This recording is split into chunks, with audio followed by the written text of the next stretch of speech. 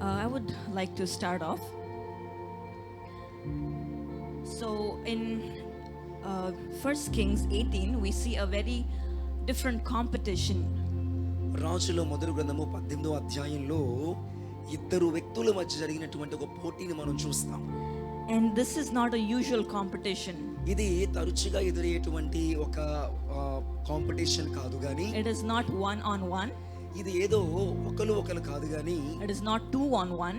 లేకపోతే ఇద్దరు లేకపోతే ఒకరు కాదు గాని, It is 450 versus 1. ఇది చూడండి, ఒక పక్క 450 మంది ఉంటే మరొక పక్క కేవలం ఒకరు మాత్రమే ఉన్నారు. It is 450 Baal prophets versus 1 Jehovah prophet. బయలు ప్రవక్తలను పూజించేటువంటి 450 మంది ప్రవక్తలు ఒక పక్క ఉంటే, నిజదేవుడైన యెహోవాను సేవించేటువంటి ప్రవక్త ఒక పక్క ఉన్నాడు. Amen. So there is a competition that is happening here where Elijah challenges the 450 Baal prophets. వీరి మధ్యన పోటీ చూడండి, ఒక్కగానొక ప్రవక్త 450 మందిని సవాలు చేస్తూ ఉన్నాడు. And the competition is both of them chose a bull. ఇద్దరు మధ్యనటువంటి ఆ పోటీ ఏంటంటే, ఇద్దరు కూడా ఒక ఎద్దును ఎన్నుకోవాలి. And they would cut the bull and put it on the altar. ఆ ఎద్దును ముక్కలుగా చేసి బలిపీఠం మీద అమర్చాలి. And then they would both pray to their gods. ఇద్దరు కూడా తమ తమ దేవుళ్ళకు ప్రార్థన చేయాలి. And whoever sends fire from heaven, he is the real God. అగ్గి పెట్టి వెలిగించకుండా ఏ దేవుడైతే ఆకాశం నుంచి అగ్నిని పంపిస్తాడో వారు గెలిచినట్టు. So and this starts off, and the Baal prophets, 450 Baal prophets, they keep praying so devotedly. పోటీ ఆరంభమైంది. 450 మంది కూడా ఎంతో భక్తిగా తమ దేవతకు ప్రార్థన చేయడం ఆరంభించారు. They were praying from morning till the noon. తెలుసా, ఉదయం నుండి మధ్యాహ్నం వరకు వారు ప్రార్థన చేస్తూనే ఉన్నారు. And in the middle of this, Elijah was mocking them. మీకు తెలుసా, వీరు ప్రార్థన చేస్తూ ఉంటుండగా ఏలియా వారి మధ్యలోకి వెళ్ళి హాస్యం చేస్తూ ఉన్నాడు. Maybe your God is sleeping. మీ దేవుడు నిద్రపోతున్నాడేమో. Wake him up. ఓ లేపండి. Maybe he is not listening to you. Maybe he's doing something else. Maybe he's traveling. So many different things. మీ దేవుడు మీ ప్రార్థన ఆలకించకుండా పడుకున్నాడేమో, ప్రార్థన చేస్తున్నాడేమో, ఇంకేమైనా చేస్తున్నాడేమోనని కేలి చేస్తూ వచ్చాడు. And so they even cut themselves, the word says. ఇంకో విషయం తెలుసా, ఆ 450 మంది కూడా తమ దేహములో వాళ్ళు కట్ చేసుకున్నారు. And yet their God didn't answer. అయినప్పటికీ వారి దేవత ఇటువంటి జవాబును ఇవ్వలేదు. And then Elijah said, it is enough, now it is my turn to prove that Jehovah is the true God. ఏలియా అన్నాడు, ఇక చాలు, మీ సమయము అయిపోయింది, ఇది నా సమయము, యెహోవా సమయము అన్నాడు. And then what did Elijah do? అప్పుడు ఏలియా ఏం చేశాడండి? He took 4 jars of water. తాను ఏం చేశాడనంటే, ఒక 4 రాళ్లను అలాగే ఆ కందకమును కూడా అక్కడ తవ్వించినట్టుగా ఉంది. And he put 4 jars of water 3 times, not once but 3 times. 4 నిండిపోయినటువంటి నీళ్లను తీసుకొని 3 సార్లు వేశాడండి. So that makes 12 jars of water. అంటే ఒక 12 గంపల నిండా వాటర్ ని ఏలియా తీసుకున్నాడు. If you see where water is, fire won't be lit. అందరికీ తెలిసిన విషయమే, నీరు ఉన్న చోట అగ్ని గెలవలేదు. Yes? అవునా కాదా? Do you agree with me? Agri అవుతున్నారా? But Elijah was so confident. ఏవండి, నీళ్లు వేసి తడిపి కందకాన్ని అగ్ని వెలిగిస్తానని చెప్పడంలో ఏలియాకి ఎంత ధైర్యం అండి. And then he just prayed once. అన్నిసార్లు తడిపి ఒక్క మారు ఏలియా ప్రార్థన చేశాడు. You should remember this. What do you think the size of a jar is? చూడండి, ఒక కందకము అక్కడ తడిపాడు కదా, అది ఎంత సైజ్ ఉంటుంది అనుకుంటున్నారు? You think it is just this much? అది From ఇంత the మాత్రమే. podium till here? చూడండి, పోడియం నుంచి చిక్కు వరకు ఇంతే ఉంటుందా? No, it is as huge as a human, almost as a ఒక మనిషి పొడవు ఎంత ఉంటుందో అంత పొడవాటి కందకముతో నీళ్లు నింపాడట. So that huge jars, 12 jars, and then still fire came from heaven. చూడండి, 12 అటువంటివి ఆ వాటర్ నింపితే దాని మీద సైతము కూడా అగ్ని నిలిచిందండి. I want you to emphasize on few things here. ఇక్కడ కొన్ని ప్రాముఖ్యమైన విషయాలను మీతో పంచుకుంటాను. First thing, మొదటిది, he was challenging not against a normal person, but it was prophets and governments. చూడండి, ఆ దేశంలో ఉన్నటువంటి సామాన్య ప్రజలతో అతడు సవాలు చేయట్లేదండి. 450 మంది అబద్ధ ప్రవక్తలు ప్లస్ ఆ దేశ అధికారులను ఏలియా సవాలు చేస్తున్నాడు. He was talking against kings, against governments, and he's the only one standing on one side with God. ఒకే ఒక్కడు నిలబడి ఆ దేశపు యొక్క రాజులు అధికారులను సవాలు చేస్తున్నాడండి. Yes, and the second thing is this is the Old Testament we're talking about. రెండోది చూడండి, ఇది క్రొత్త నిబంధన కాదు, పాత నిబంధన సంగతిని మనం మాట్లాడుకుంటున్నాం. So whatever God says they would take it, but they really didn't have a conversation as such. చూడండి, దేవుడు ఏం చెప్తా తీసుకోవాలి కానీ దేవునితో సంభాషణలు ఎక్కువగా ఉండేది కాదు. But Elijah didn't ask God for permission. ఇక్కడ గమనించండి, ఏలియా దేవుని యొక్క పర్మిషన్ తీసుకోలేదు. God didn't tell him to challenge and then go ahead and give out this challenge. దేవుడు ఏలియాతో చెబితే ఏలియా వాళ్ళతో సవాలు చేయడం కాదండి. But he was so confident of God's power. దేవుడు ఏమీ చెప్పకుండానే నా దేవుడు ఏదైనా చేయగలడనేటువంటి విశ్వాసం ఏలియాలో ఉంది. Amen.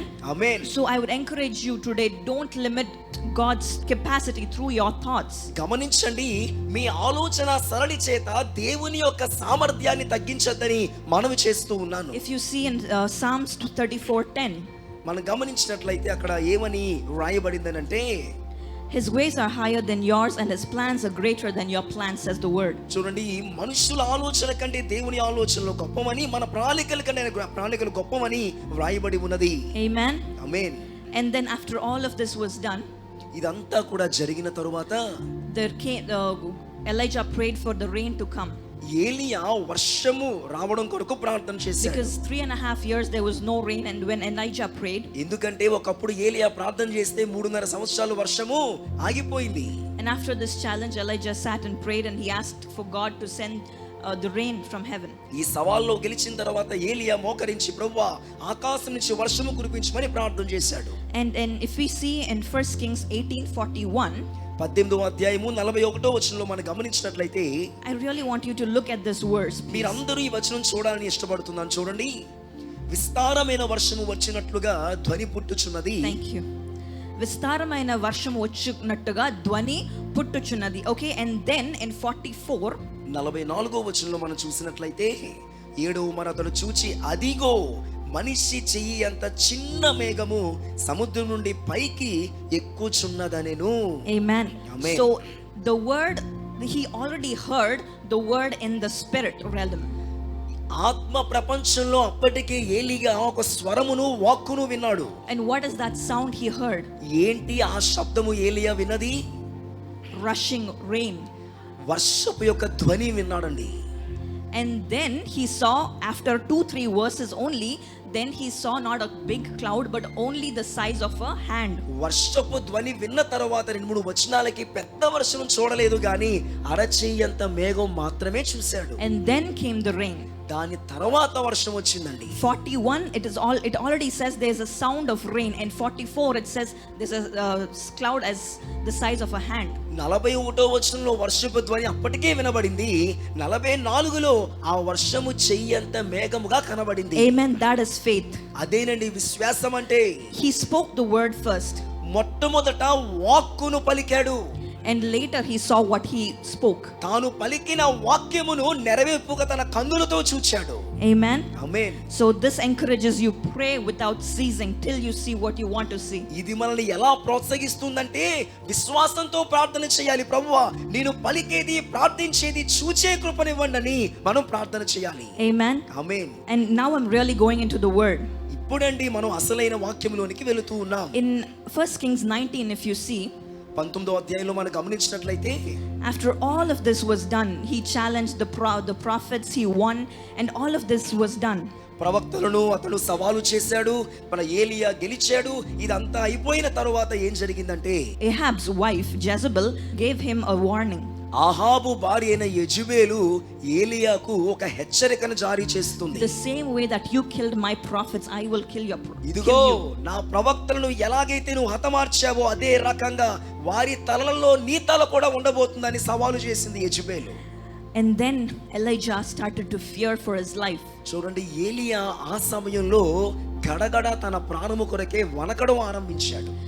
And then he ran for his life. He held his life in his hand and he ran. యెజెబెలు నుంచి తన ప్రాణము రక్షించేందుకై పారిపోతున్నాడు ఏలియా. And then he sat under a broom tree. Badri వృక్షం కింద కూర్చున్నట్లుగా లేఖనాలు మనకు చెప్తున్నాయి. So what is broom? ఏంటండి ఈ బదరీ వృక్షము ఏంటండి? It is fuel.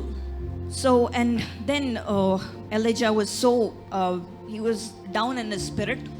తను ఆత్మలో కలవరానికి చెందిన వాడే కూర్చున్నాడు అక్కడ. And then an angel in verse 5, if you see, ఆ సమయంలో 5వ వచనంలో చూస్తే దేవుని దేవదూత వచ్చాడు. and it touched him and said, arise and eat. ఏలియాను ముట్టి నీవు లేచి ఈ ఆహారం భోంచేయి అని చెప్పాడు. But Elijah was tired and he was weary of all the travel that he had done. కానీ ఏలియా చేసిన ప్రయాణం వలన ఎంతో అలసిన వాడే ఉన్నాడు ఏలియా. And then again in verse 7, 7వ వచనంలో మళ్ళీ మనం చూసినప్పుడు again the angel came to him and said, arise and eat. ఓ ఏలియా మనలా వచ్చి అంటున్నాడు, నువ్వు లేచి నువ్వు తిను అని చెప్తున్నాడు. Okay, so what do we eat? ఏం తినాలి ఇక్కడ ఏలియా? What does eating mean? ఈ భోజనము చేయడము అంటే అర్థం ఏమిటి? If you look at Matthew chapter 4 verses 4, మత్తయి సువార్త 4వ అధ్యాయము 4వ వచనంలో మనం గమనించినట్లయితే మనుష్యుడు రొట్టె వలన మాత్రము కాదు గాని దేవుని నోట నుంచి వచ్చు ప్రతి మాట వలనను జీవించు అని వ్రాయబడి ఉన్నదనెను. amen. So what do we eat? మనం ఏం తినాలండి? The word of God. దేవుని వాక్యమును మనం భుజించాలి. If you see here, with his own strength he traveled for one day. ఏలియా తన సొంత శక్తి చేత రోజంతా ప్రయాణం చేసి అలసిపోయాడు. But with the strength that God gave him, or with the food that the angel gave him, దేవుడు ఇవ్వబోతున్నటువంటి శక్తి భోజనము చేత ఇప్పుడు ఏలియా he went 40 days and 40 nights, the word says. 40 రాత్రులు 40 పగళ్ళు అతడు ప్రయాణము చేశాడండి. Maybe you are sitting here with lot of burden in your hearts. ఈ రోజు సాయంత్రం ఇక్కడ మీరు చాలా బరువులు భారాలతో కూర్చొని ఉండవచ్చు. If you see here, Elijah says this word, God, it is enough, take my life away. ఇక్కడ ఏలియా ఏం చెప్తున్నారంటే, చాలు ప్రభువా ఇక నా ప్రాణము తీసేసుకో అని ప్రార్థన It is చేస్తున్నాడు. enough of what I have done. ఎంతవరకు నేను చేసింది చాలు అంటున్నాడు. I am no better than my ancestors. నా పితరుల కంటే నేను ఏమాత్రం గొప్పవాడిని కాదు అని ప్రార్థన Maybe చేస్తున్నాడు. today you are sitting here with the same position. ఆ రోజు ఏలియా పలికిన మాటలే ఈ రోజు మీరు కూడా మీ మనసులో పెట్టుకొని కూర్చున్నారేమో ఈ సాయంత్రం. You're saying this is enough, I have run enough in my life, I am done. నేను ఎంతవరకు చాలా పోరాడాను, ఇక చాలు, చచ్చిపోతే బాగుందని అనుకుంటున్నారేమో. Maybe you're thinking, I have done what I have to do, I cannot run beyond this.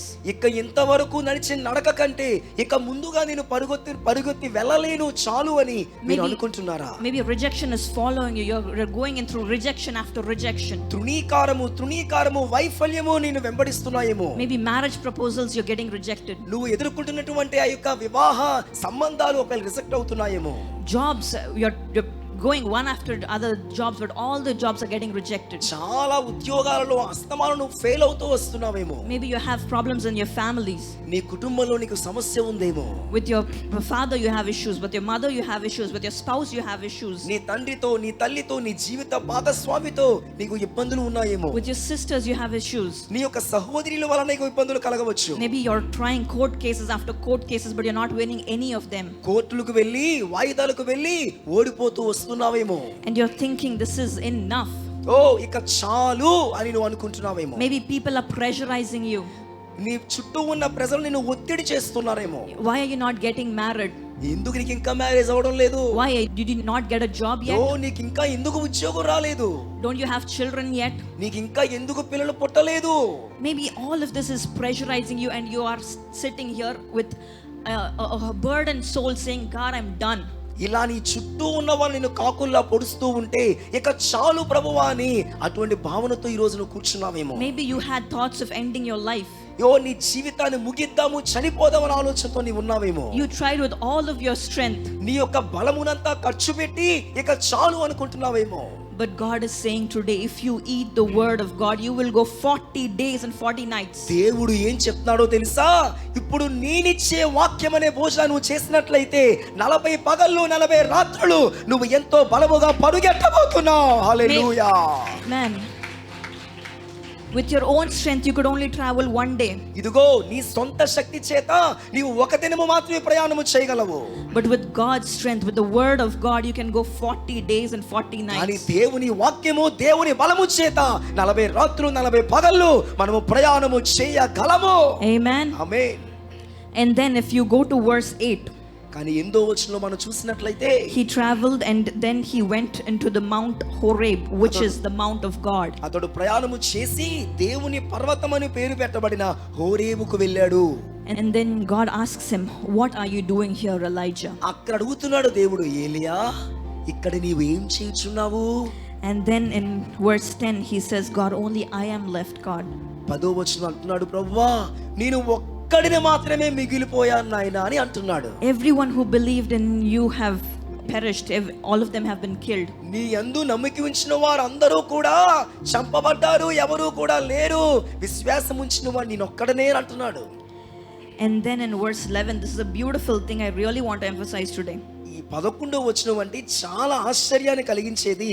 మరి కాస్త నన్ను చెప్పనివ్వండి దీని నుండి. If you look at 11th verse, and then God moved in front of him. ఏలియా ఎదుట దేవుడు కదులుతున్నట్టుగా కనబడుతున్నాడు. And then came a strong wind, the word says. అప్పుడట బలమైన పెనుగాలి లేచిందని వాక్కు చెప్తుంది. And this word, it says, it was a very strong wind. It's strong enough to break the stones. ఈ బలమైన పెనుగాలి బండలను కూడా బ్రద్దలు చేయగలిగే శక్తి కలిగినది. It broke, and the great and strong wind rent the mountains and break it in pieces, and the Lord was not in the wind. యెహోవా భయమునకు పర్వతములు బద్దలాయెను, శిలలు చిన్న భిన్నములాయెను గాని యెహోవా గాలి దెబ్బయందు ప్రత్యక్షము కాలేదు. It was very strong. చూడండి, గాలి చాలా భయముగా ఉన్నది గాని పెద్దగా ఉంది గాని The mountains broke into pieces. పర్వతములు సైతము కూడా చిన్న భిన్నములైపోయాయి.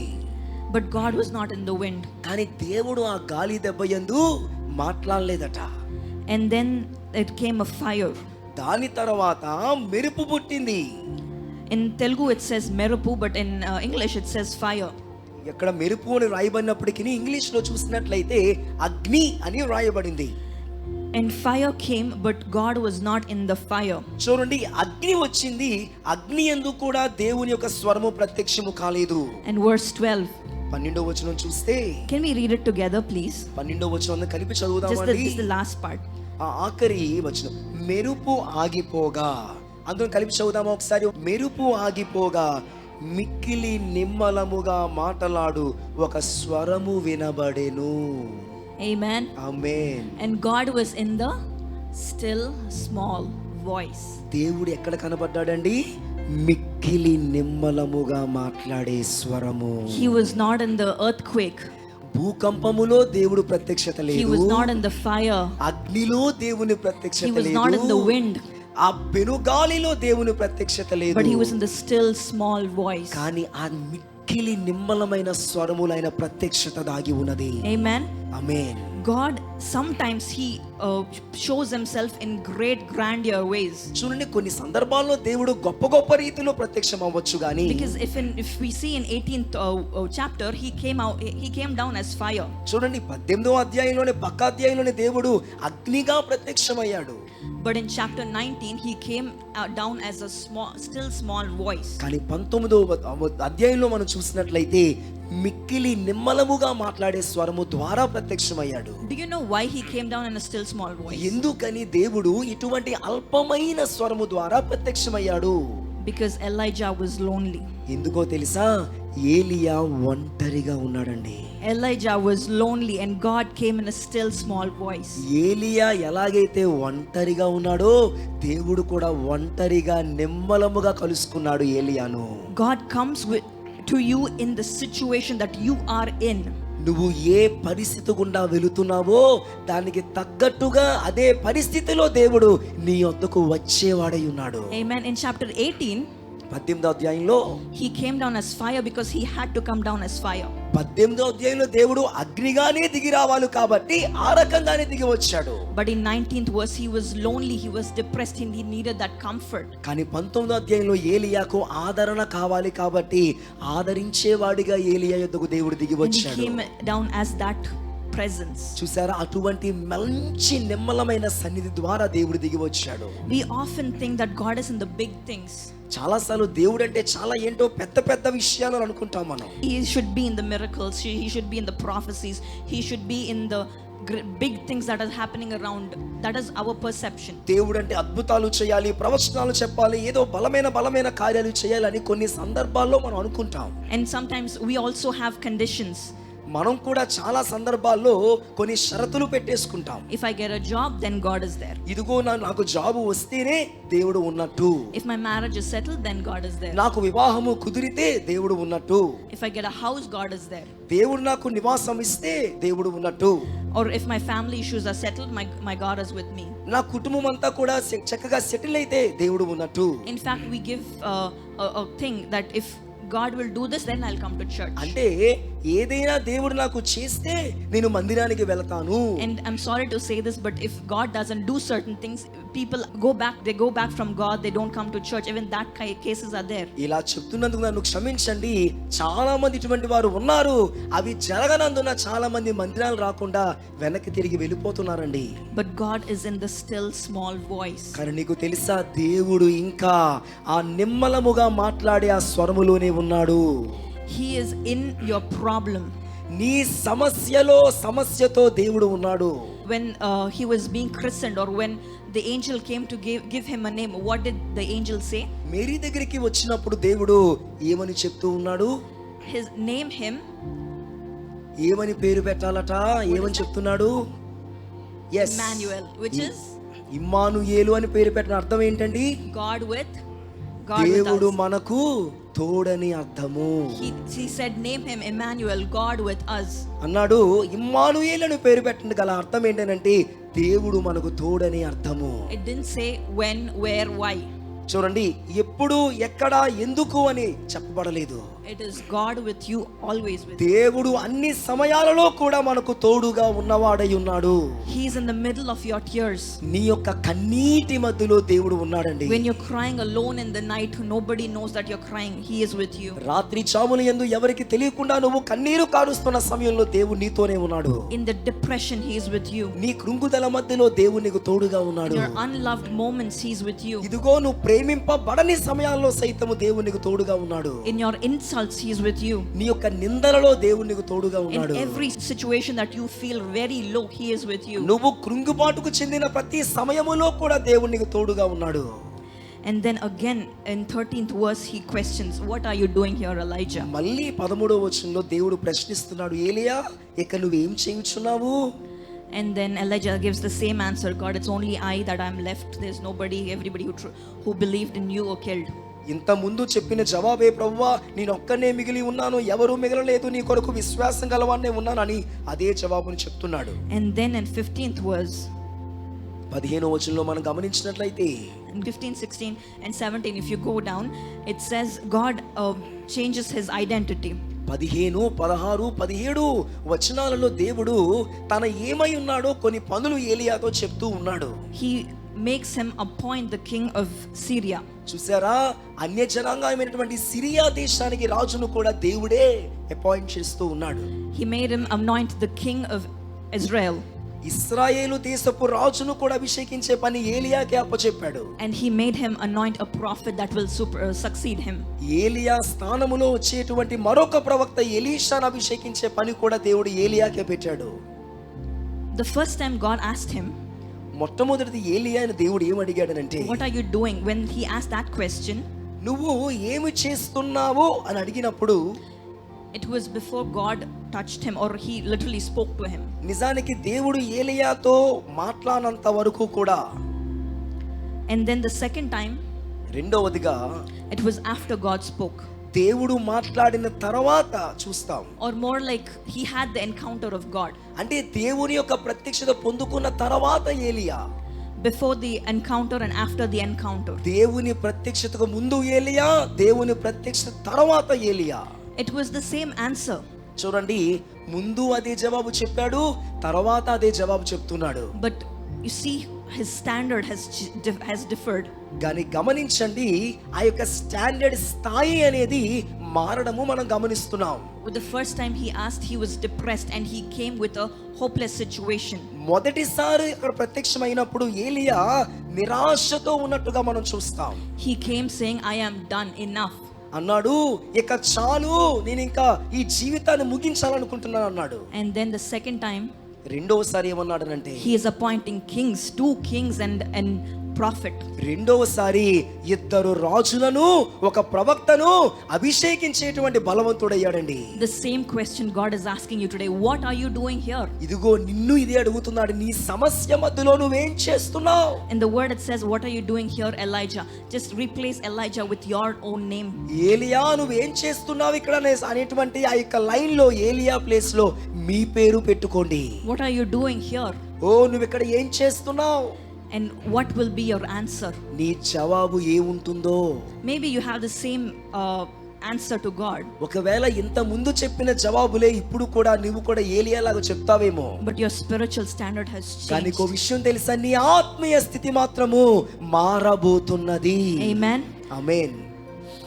So till now, I don't know what you have done, but I encourage you today, fuel up yourself, sit under the broom tree. ఓ ఇంతవరకు మీరేం చేస్తారో నాకు తెలియదు, కానీ ఈ మిగిలిన 30 రోజులు కూడా బదరీ వృక్షము కింద ఆయా ఫ్యూయల్ దగ్గర కూర్చొని దేవుని సన్నిధిలో కనిపెట్టండి. If you sit under the broom tree నీవు బదరీ వృక్షము కింద కనుక కూర్చున్నట్లయితే, and fuel up yourself, నిన్ను నువ్వు కనుక బలపరుచుకున్నట్లయితే వాక్యము చేత, he is going to change your identity. దేవుడు నీ గుర్తింపును మార్చబోతున్నాడు. He is going to change you internally. దేవుని యొక్క అంతరంగ ప్రపంచంలో మార్పును తీసుకొని రాబోతున్నాడు. Can you please stand up? అందరూ లేచి నిలబడదామా ఒకంత. You have come here with a lost identity. నువ్వు ఒకవేళ నీ గుర్తింపును కోల్పోయి వచ్చిన వాడవేమో. You come with lots of hopelessness. నువ్వు ఎంతో ఆశాభావము లేనివాడిగా వచ్చావేమో. You're saying it is enough, I'm done with this life, this ఇక is చాలు, last. ఈ జీవితము చాలు, ముగిద్దామని ఆలోచనతో ఉన్నావేమో. Or maybe you're thinking, I don't know what to do, my life is full of chaos. నేనేం చేయాలి, నా జీవితం నాకేమీ అర్థం కావడం లేదని అంటున్నావేమో. But God is encouraging you today. కానీ దేవుడు నిన్ను ఈ రోజు బలపరుస్తున్నాడు. 30 more days to go.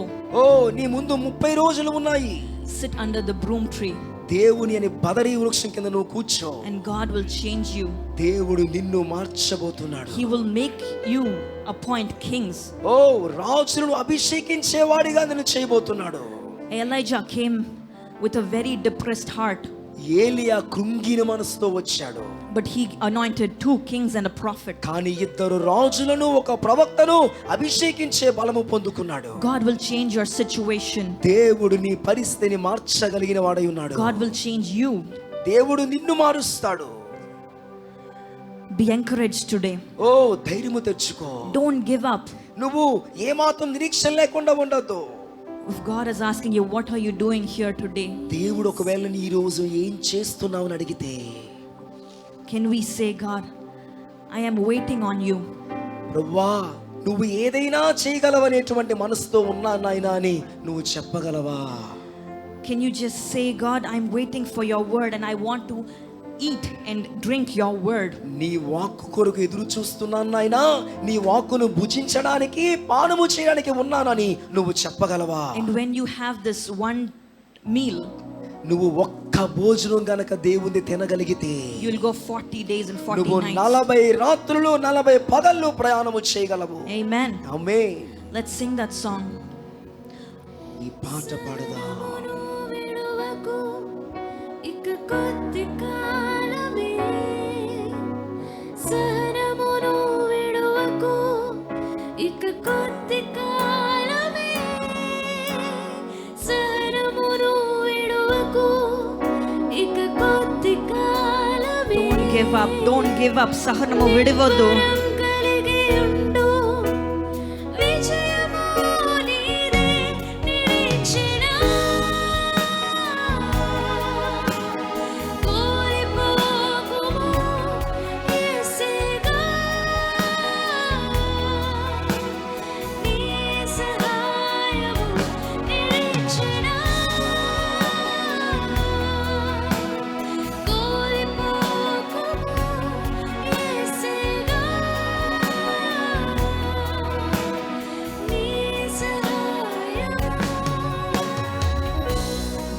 Give up. సహనము విడవద్దు. ఇంకా కొంతకాలము పరిగెట్టు. దేవుని శక్తితో దేవుని వాక్యాన్ని పట్టుకున్నప్పుడు ఆయన నిన్ను వదలడు. నిన్ను ఎవరి వదలకపోయినా His word won't give up on you. ఆయన వాక్యము నిన్ను వదలదు. It will hold you tighter than anything. నిన్ను బలముగా పట్టుకొని ఏదైనా ఉందంటే ఆయనే. మరణము తర్వాత వచ్చేది ఆయన ఒక్కడే.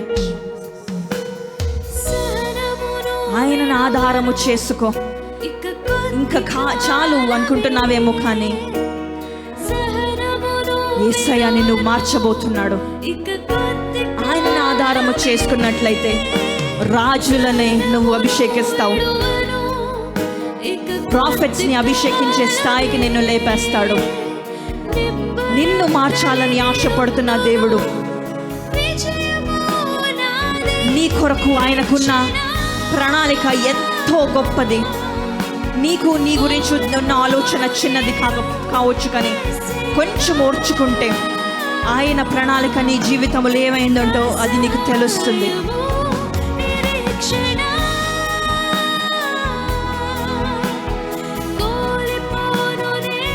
ఆయనే నా సహాయం అని చెప్పగలవా? ఈరోజు ఇక్కడ ఏం చేస్తున్నావు అని అడిగితే, అయ్యా నీ వాక్యం కొరకు ఎదురు చూస్తున్నాను, నీ కొరకు ఎదురు చూస్తున్నానని చెప్పగలవా? ఆయన భూకంపములో లేడు, ఆ గాలి తుఫానులో లేడు, అగ్నిలో లేడు, లైట్నింగ్లో లేడు, కానీ నిశ్శబ్దములో ఉన్నాడు. నీ ఒంటరి స్థితిలో ఉన్నాడు. నీవు ఏడుస్తున్న ఏడుపు, నీవు కారుస్తున్న కన్నీళ్ళలో ఉన్నాడు. ఎవ్వరికి తెలియకుండా నువ్వు ఏడుస్తున్నావేమో, కానీ యేసయ్య నీతో ఉన్న దేవుడు, ఇమ్మానుయేలు దేవుడు, నీతో ఎలాంటి స్థితిలో అయినా ఉండే దేవుడు నీ దేవుడు.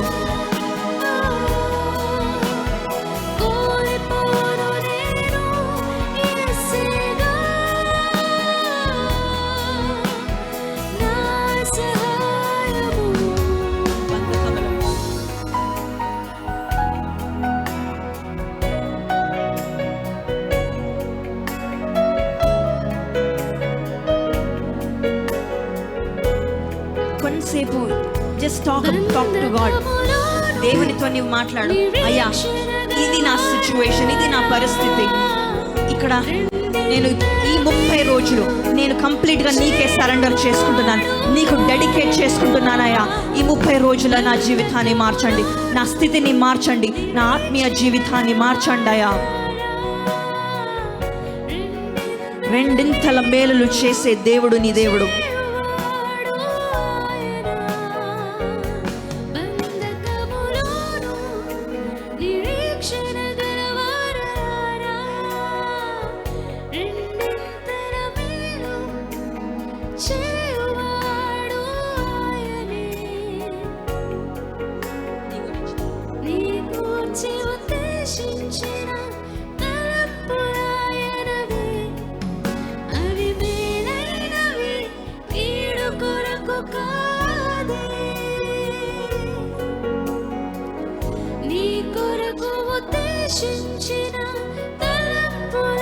నీ గురించి ఉద్దేశించిన తలంపులు ఆయన ఎరిగి ఉన్నాడు.